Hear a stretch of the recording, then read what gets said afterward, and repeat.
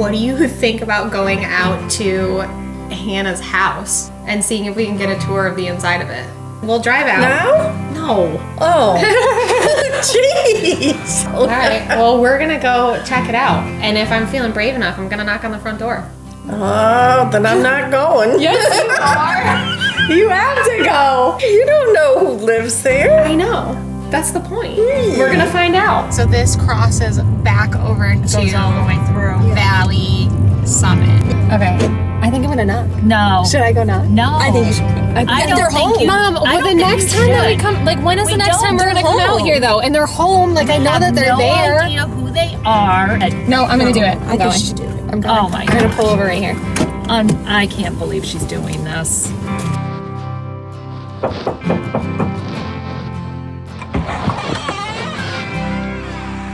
Hi there, my name is Darian Roselle, and this was my great-great-grandmother's house. Her name was Hannah Pearson. Welcome to afternoon tea at Pantry Hill. Join us over a cup or two as we work together to create home. Step by step, down the path we made.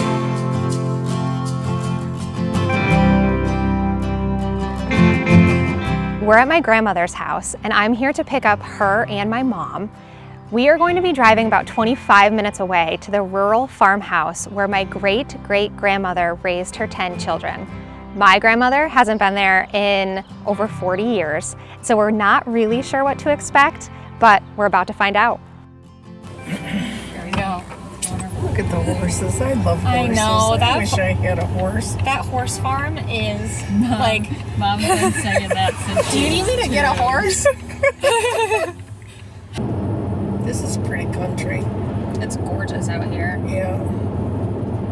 It's a ways, though. It really is only about 20 minutes from my house. Yeah, it's not like... It's not far, but Like you said, in the winter, this Yeah. is not, like, these are not you main wouldn't want roads. to travel it, no. And where would be, like, the closest grocery store out here? All right. Here it is. It's so cute. It's so happy. It is cute. Yeah, this is nice. It's beautiful. It's so funny because it doesn't look as big to me. Really? When you're little, everything looks so huge. so big. Yeah. And it looks like, Hi. we used to think that barns were far away from the house. Yeah, and they seem like they're close, right? I'm Thomas. Hi, Nice to Thomas. meet you. Hi, Thomas. Hello. Good to see you again. Nice to see Thank you for having us. Looks a lot different than it did when I pulled up in the middle of winter. How did you end up here? That's a good question. So, my parents lived in Poughkeepsie, so we were in Poughkeepsie visiting, and my wife and I, we kind of decided we wanted to live in the country somewhere. And so this would have been in the mid-90s? Late 94. 94, okay, because they're after... So the twins Your sold it in uncles. 87. Okay. They sold it to a couple from Connecticut who Okay. never lived here. By the time we bought it, there was not a functioning bathroom, and there was no heat. Yeah. It was pretty decrepit. Run down. My great-great-grandmother, Hannah, was Yeah. your grandmother, and she lived here with her 10 children. And so the twins that we're talking about were 2 of these 10 children Right. who took over the farm. And Subsequently sold it to antique dealers. And so this house was built in, do you know the exact date? 1788. 1788. It was stamped on the chimney. It's on the Is it chimney still up and it's there? over the Yeah. fireplace. I just remember the house always being like, except for the kitchen, kind of dark. So it was like this part of the house. Yeah. As a kid, I I was think little. that's probably why they spent most of their time in this family dining room and kitchen. Yeah. Because was probably that the was brightest, bright. the brightest part. But I also remember being, going into the barns and seeing the animals and that kind of thing. And the trees were Yeah. a big thing for me. Yeah, so good memories. It seems like everybody has some really good memories of this Yeah. place. Yeah. You haven't It been was- inside since 87. No. right? Oh, no. No, not since it was sold. Since it was sold in Yeah. 87. Yeah. Okay. So that was a few years before I was born. When I had asked you once, like, recently, what were some of your like memories from this place and from your childhood, like family traditions? And you said everything revolved around food. Yeah. It was all about food, and many of your memories from this place were of your grandmother cooking these huge Sunday dinners. Let's find a seat for you. Yeah. I brought some photographs good. of the house, and I also brought a pie. And so We that should mostly talk about pie. we should mostly talk about pie. So I brought. We're big on pie. I have a picture of what our Thanksgiving looks like, but I think our maximum was 21 pies. Oh wow, that's awesome. Yeah. For not that many people. A long history of pie in this Yeah. I think house. for 20 Yeah. people. I think we finally got to more pies than people. Graham, is this the door you would go into? No, this that's didn't what exist. I said. This was Okay. where the porch used to be. That was a thing that had changed the lease. This is very seamlessly new, though. This section, Yes, that's I feel what like. we. You've done a great job with it. I don't know where I'm going, so let somebody come in and lead. There it is. Yeah. Look at how Yeah. Oh, that's the picture. we Yep. could find that was left in the house because everything had been moved out. That's probably So it doesn't physically look like anything. No. So if you were to Actually, there was, the kitchen was like this, but not all redone, and and then they had a deck. like this, Yeah, off to the side of the kitchen. what do you remember of this space? What was this when you were a kid? This was my grandmother's bedroom. Oh, wow. And then I opened And that this up. was- There was just well, a normal door between so these were two separate rooms. And then this was the other back bedroom. And the back bedroom was where the girls slept. So Graham, you don't remember seeing like original beams like this? No. Not invisible.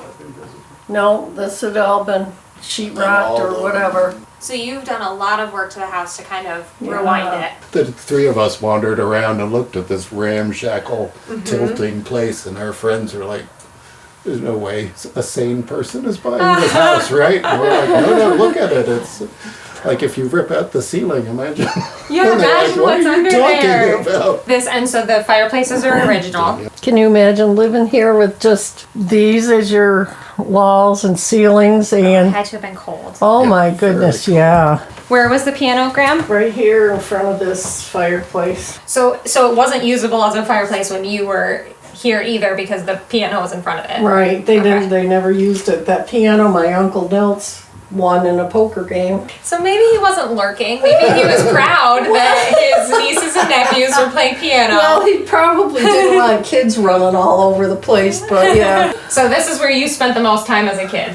Yeah, with my cousins, playing the piano. Look at all the moldings on the fireplace. It's beautiful. And this triangular fireplace arrangement is also quite unusual for Yeah. houses around here. Fireplaces for you, I don't know. Yeah, that's a good question. Then this was a parlor, and Grandma's desk had a desk over in the corner there. Look at how this is beautiful. I mean, I know that this isn't like an original part, but the beams are beautiful too. I'm gonna go up and take a peek. Is that okay? Yeah.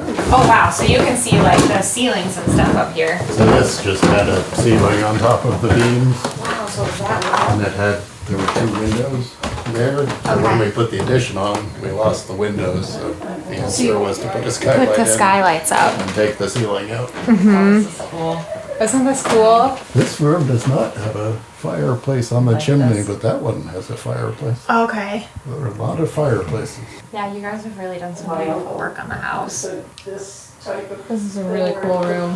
Yeah, it's actually my favorite room in the That's house. it. Yeah, I think it might be mine too. Sometimes I wonder why I gave it to my son. A door in my family room. Okay, so today is a really big day for my family. We are visiting my great-great-grandparents' farmhouse.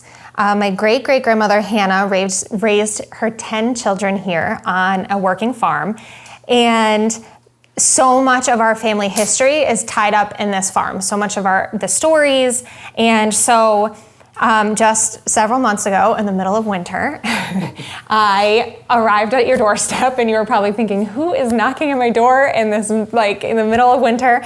And I introduced myself because we have been diving a little bit deeper into our family history.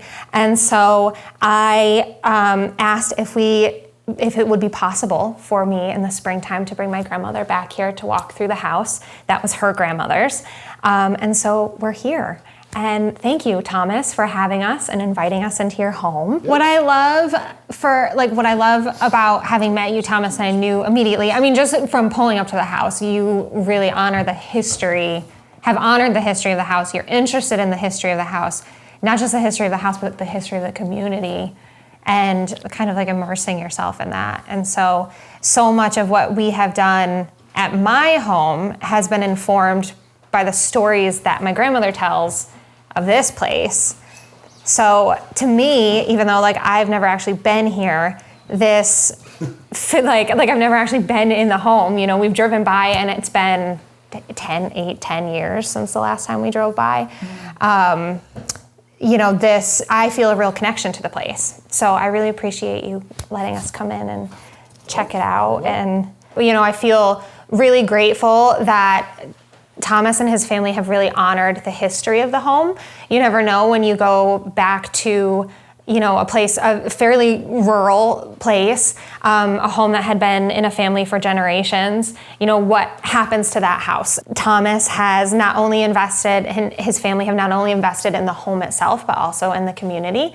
And we were very surprised to learn that the farm had been used for many years as a CSA, right? And so you've actually farmed the property up until this past year, which now you are still farming the property, but more for donation purposes, right? For the food pantries.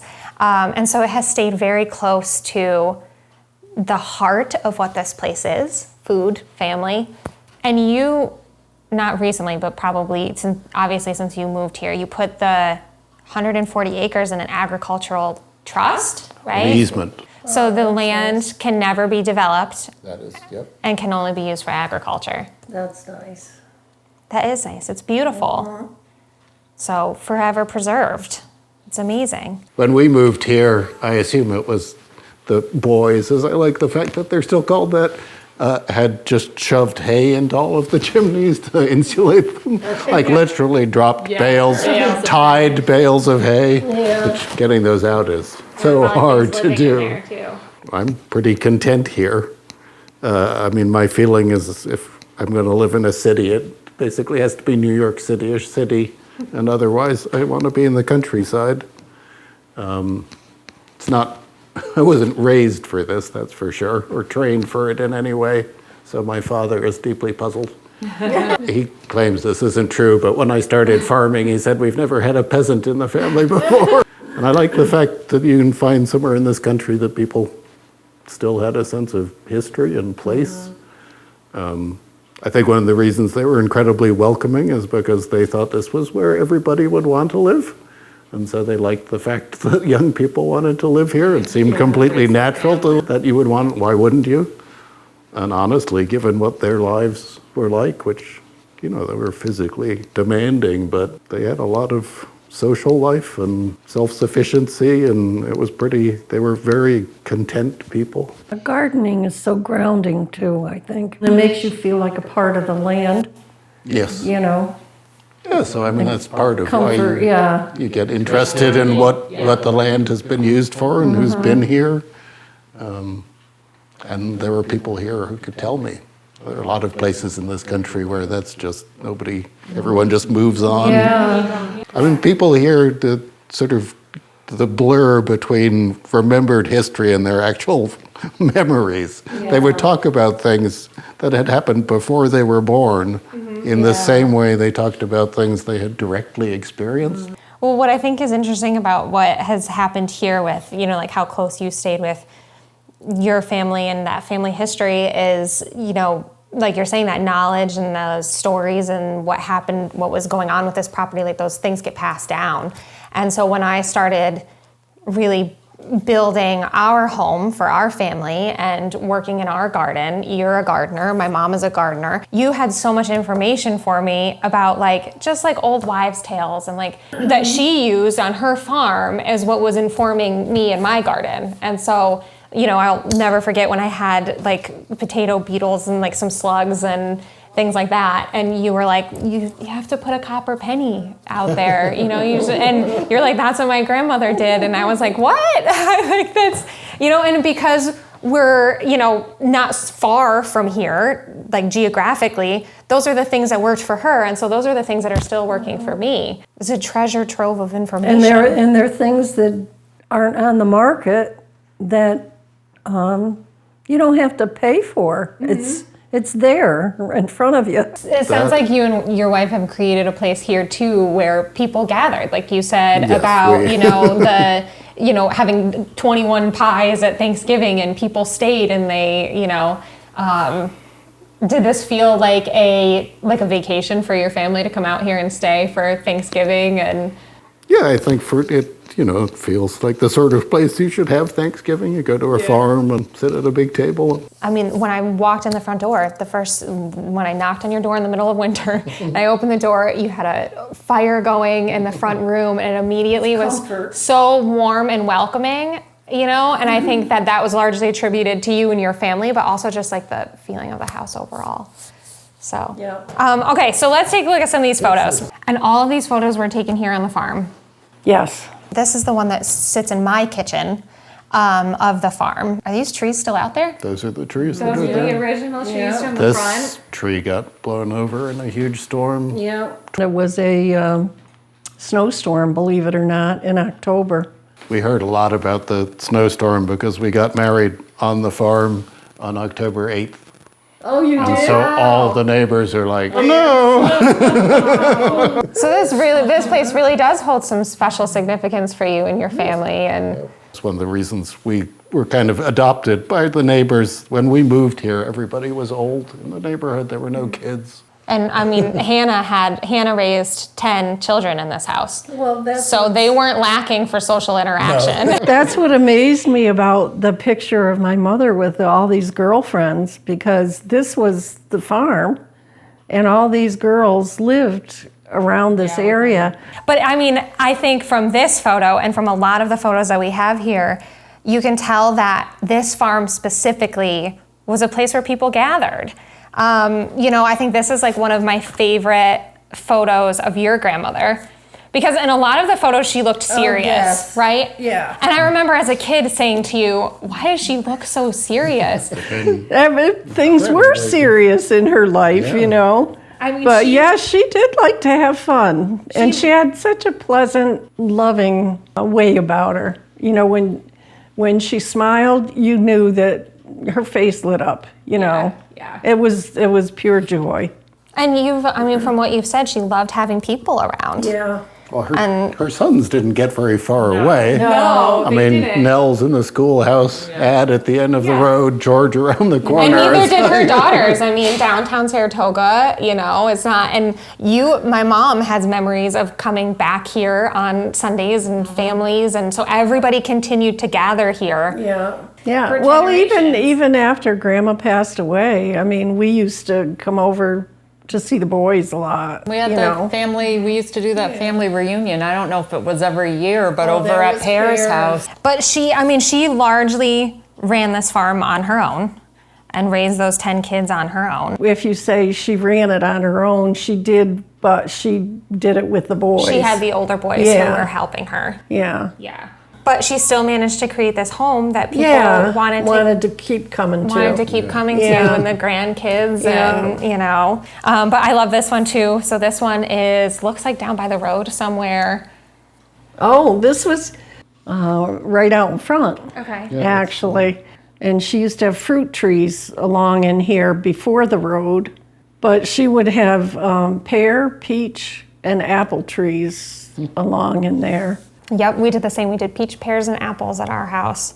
So the house was small for It 10 was small. for 10 kids. Yeah. And one of my favorite things that you tell me about when, you know, your gathering at your grandmother's house on Sunday dinners is that they all spoke Swedish, right? I ask if that's what they're Yes. speaking Swedish. Yeah, so they Well, when they didn't want us to know what was being said. Because Hannah, when she arrived here, did not speak English or very little English.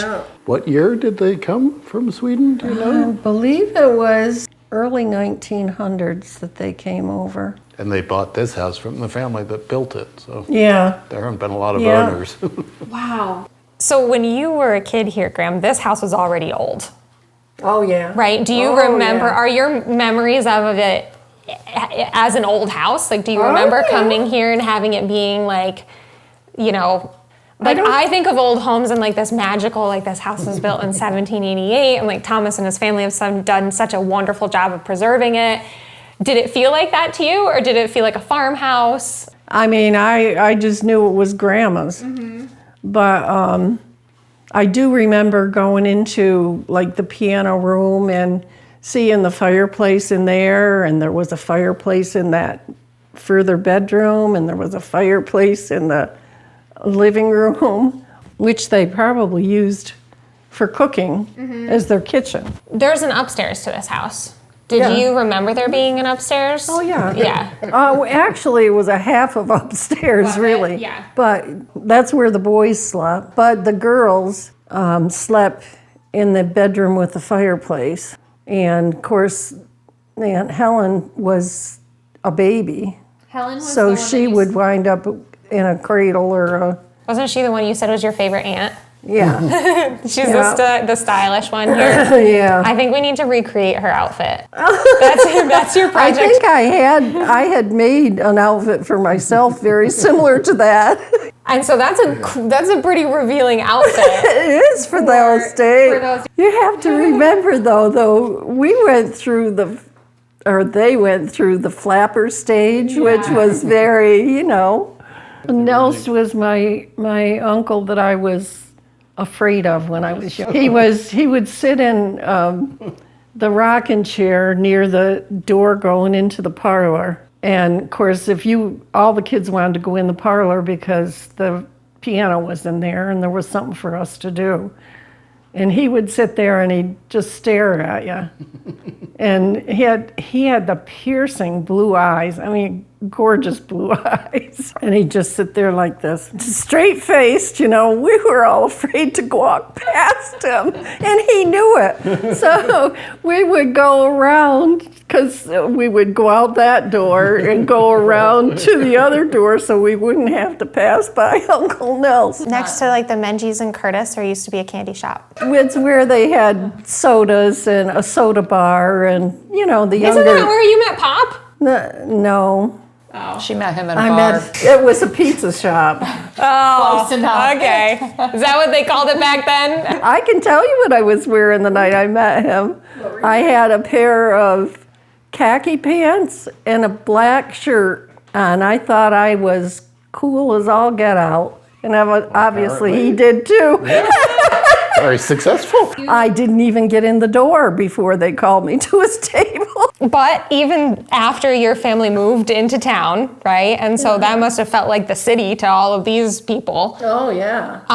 To your aunts and your uncles, you still came back here on Sundays, most Sundays. You said, except for the winter. Well, in the winter, nobody traveled these roads. It was just too treacherous. Not too much has changed of the like vicinity, right? Yeah.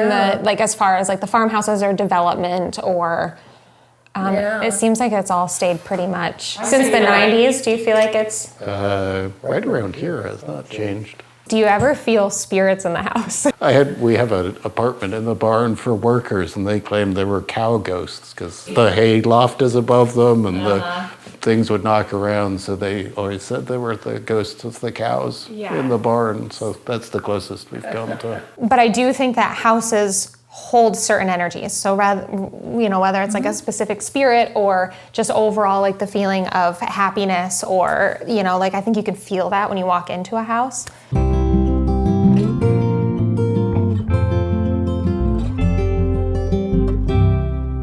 It's very cozy and homey. Yeah. Right. Isn't it amazing when you stop and think that this 10 kids running around here. Playing And you some, wonder why you didn't see my grandmother smile. Goodness gracious. When I think of her life, you know, I'm going, oh my goodness. You get so busy living your life day to day that you don't think of tomorrow that much. You know, you let tomorrow handle itself. I think it's actually, you know, there aren't a ton of photos, but I'm pretty grateful for the photos that we do have. Not just the photos, but the recipes and the stories. And, you know, there's so much, I think, like a paper trail, you know, that we've kept. I felt like it was pretty important to maintain that. Yeah, so that's kind of where my whole storytelling and this journey with Pantry Hill started, was like, how are we using those stories to inform our life now? Right. Right? And how do we maintain that history for the future? Yeah. I would say, if my grandmother can do it with 10, I can do it with 4. You feel almost guilty about it as you put your dishes in the dishwasher, you know? They had a crazy work ethic too. Oh, crazy. Yeah. Unbelievable. Yeah. Yeah. I mean, one of the old-time farmers who used to come by and chat would remember, I mean, they planted the corn by hand. Yeah. They farmed with horses, but in the evenings they would sit around the cook stove, his mother's big stove, and they would like shell nuts. And that was their fun time. Yeah. But they were still working. But everything kind of revolved around the farm. And life, and that was your life from sunup till sundown. Yeah, I think that's it. Exactly. They didn't think of it as work. They thought of it as life. So yeah, I think it's just kind of like the overall feeling of home, right? Like, I don't think that goes away. I felt it when we first found it that day that you knocked on the door. When we pulled in, and the first thing I looked at were the trees, like as we were pulling into the driveway, and I was telling Darian not to do this. I did get emotional. There is like Yeah, there is. like she said, like an energy, you know, a reconnection or something. But Yeah, feels like home. There were some original parts of the house then that were auctioned off before you. Was it like furniture, or was it? It was mostly, they had lots of antiques. Oh, their and own. sold them, but there was still farm equipment here. It was auctioned off. Everybody came. It was a huge. This is where Uncle Nels used to sit, right there. A little rocking chair. And that was the door to the outside, and this went right back Yep, to the so this would kitchen. have been. Yeah. That's actually linen fold in the middle of those is one of the classic medieval English carving patterns. That's really neat. I can see. Oh, I see it. yeah. It's like right in the middle. Oh yeah, very cool. Did you ever know that was there, Mom? No. Well, this was, Oh, it was nobody well. went back That's here what you unless said. Yeah. there was a- And this was Hannah's bedroom. Yeah, this was Grandma's bedroom. Hi, Hannah. I had no idea what to expect when I knocked on the door of my great-great-grandmother's house that frigid winter's day. But what I found was a family who've not only cared for the home, beautifully uncovering its original 1700s features, they've ensured the property, including all 140 acres, is protected for generations to come. They've used the property to not only nourish their own family, but their community, just as Hannah did. I'm a firm believer that houses have souls, each with a unique energy confined by its walls. An energy that first comes from the land and then the families who reside in it. It's shelter, it's comfort, it's home, a silent witness of the past and the present, and it brings us peace knowing it has a future with Thomas's family. 9 years ago, right after we bought Pantry Hill, a blue Craftsman, we took a drive past Hannah's house. To our surprise, the little white farmhouse of my grandmother's childhood was no longer white, it was blue. So much of what we do here at Pantry Hill is rooted in family tradition, and much of that from stories of Hannah on her working farm with her open door and open heart. Not just for her 10 children, but their children and their children's children, a legacy of nurturing, now 5 generations strong.